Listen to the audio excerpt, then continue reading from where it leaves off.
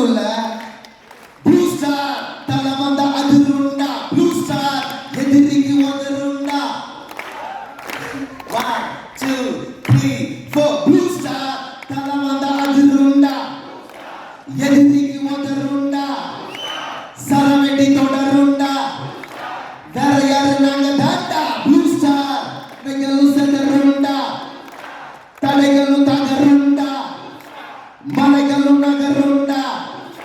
வேற யாரு நாங்க தாண்டா. வணக்கம் அனைவருக்கும், இனிய காலை வணக்கம். வழக்கமா எப்பவுமே ஒரு ரேப் சாங் ரேப் பண்ற சூழல் இருக்குட்டா நான் போய் பாடுவது உண்டு. இந்த படத்துல ஒரு ரொம்ப அழகான விஷயம் நடந்திருக்கு.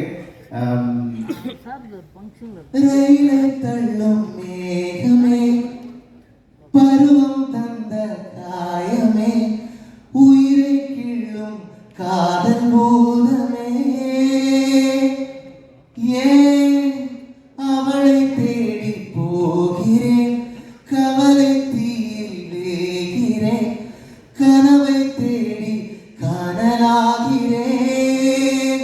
இது ஒரு அருமையான மெலடி பாடலை பாடுவதற்கு அண்ணன் கோவிந்த் பிரசன்னா அவர்கள் பொதுவாகவே எனக்கு ரொம்ப விருப்பம். ஏன்னா நம்ம ரேப்லாம் கேட்டதே கிடையாது. ரேப் ரொம்ப இயல்பா வாழ்க்கை, எங்கள் ஆயா சொல்ற ஒப்பாரியே ரேப் தான் நம்புறேன் நான்.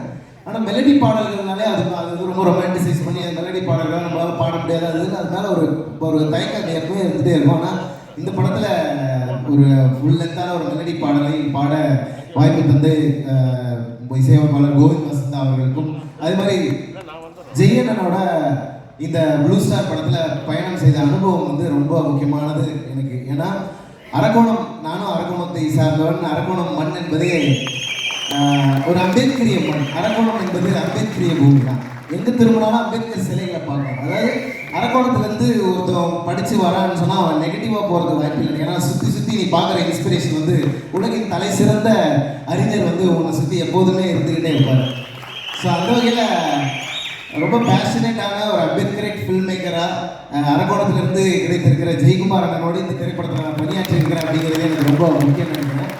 ஏன்னா அந்த சினிமாவுடைய பவர் என்பது சாதாரணமானது இல்லை. அது நம்ம சினிமா மூலமாக எவ்வளோ எழுச்சி சமூகத்தில் உண்டாக்க முடியுங்கிறதுக்கு வாழும் உதாரணமாக வரலாறாக நம்ம முன்னாடி இயக்குனர் அண்ணன் பாரஞ்சித் அவர்கள் இருக்கிறாங்க. அவருடைய கபாலி திரைப்படத்தில் ஒரே ஒரு சூப்பர் ஸ்டார் சொல்கிற ஒரு மகிழ்ச்சி அப்படின்னு, அந்த மகிழ்ச்சி தான் பெரிய புரட்சி நினைக்கிறேன். ஏன்னா மகிழ்ச்சியாக இருப்பது தான் வாழ்க்கையுடைய மிக முக்கியமான தேவையாக இருக்குது. ஒடுக்கப்பட்ட மக்கள், விளிம்புநிலை மக்கள்கிட்ட பறிக்கப்பட்டதே மிகப்பெரிய அந்த மகிழ்ச்சி தான் நினைக்கிறேன். அதனால் இந்த படம் முழுக்க கொண்டாட்டமாக மகிழ்ச்சியான ஒரு திரைப்படமாக, எளிய மக்களுடைய வாழ்க்கையில் எவ்வளோ அன்பு இருக்குது, எவ்வளோ மகிழ்ச்சி இருக்குது. ஏன்னா மீண்டும் மீண்டும் சோகமானவர்கள், துயரமானவர்கள், கஷ்டப்பட்டு கொண்டே இருப்பார்கள்னு சொல்லியே அது அப்படியே அடுத்த தலைமுறை மனசில் படிச்சிருது. அப்படியே ரொம்ப நமக்கே ஒரு கூச்ச சுபாவத்தை ஏற்படுத்துகிறேன். ஆக்சுவலாக பார்த்தா எங்கள் வீட்டுக்கு யார் வேணாலும் வரலாம். நான் எல்லோரையும் சமமாக பார்க்கக்கூடிய ஒரு வரலாற்றிலிருந்து வருகிறேன். எல்லோரையும் நேசிக்க என்னால் முடியும். எல்லோரையும் ஏற்றுக்கொள்கிற சாதியற்ற ஒரு மனநிலையிலிருந்து வரக்கூடிய ஒரு கொண்டாட்டத்தை பதிவு செய்கிற ஒரு ஆரோக்கியமான சினிமாவாக ப்ளூ ஸ்டார் வந்திருக்குது.